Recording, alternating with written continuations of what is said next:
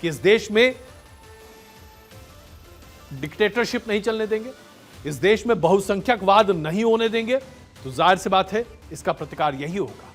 इसके साथ साथ कांग्रेस ने अपने घोषणा पत्र में यह भी कहा था कि धन के पुनर्वितरण का सीधा उल्लेख तो नहीं है, लेकिन वादा था कि अगर पार्टी सत्ता में आती है, कांग्रेस पार्टी सत्ता में आती है, तो नीतियों में जरूरी बदलाव के माध्यम से धन और आय की बढ़ती असमानता को कम करने पर ध्यान दिया जाएगा। अब यह अपने आप में बताता है कि कहां से अब भारतीय जनता पार्टी अटैक कर रही है।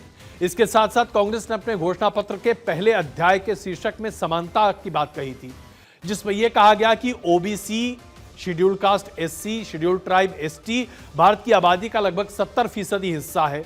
ऊंचे रैंकिंग वाले व्यवसाय, सेवाओं और सेवाओं से उनका प्रतिनिधित्व अनुपात के अनुरूप में कम है।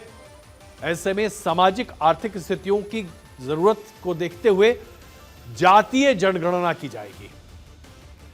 इसी को आधार बनाते हुए अब भारतीय जनता पार्टी कांग्रेस पर जबरदस्त तरीके से आक्रामक है और 6 अप्रैल को हैदराबाद में कांग्रेस का घोषणा पत्र जारी करते हुए राहुल गांधी ने क्या कहा था, उन्होंने जो कहा था अब आपके सामने रखते हैं। जातीय जनगणना से पिछड़े वर्ग, दलितों, आदिवासियों और सामान्य जातियों के गरीबों के साथ साथ अल्पसंख्यकों को भी पता चल जाएगा कि इस देश में उनकी कितनी हिस्सेदारी है, उनकी भागीदारी कितनी है।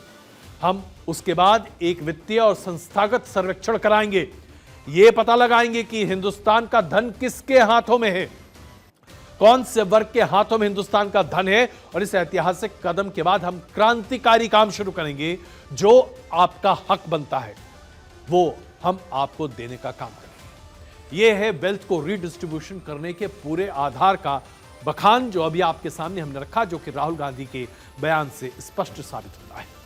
यानी कि दूसरे फेज के आते आते अब इस पूरे मामले पर बड़े पैमाने पर राजनीति हो रही है और यह राजनीति भारतीय जनता पार्टी बहुत सोच समझकर कर रही है।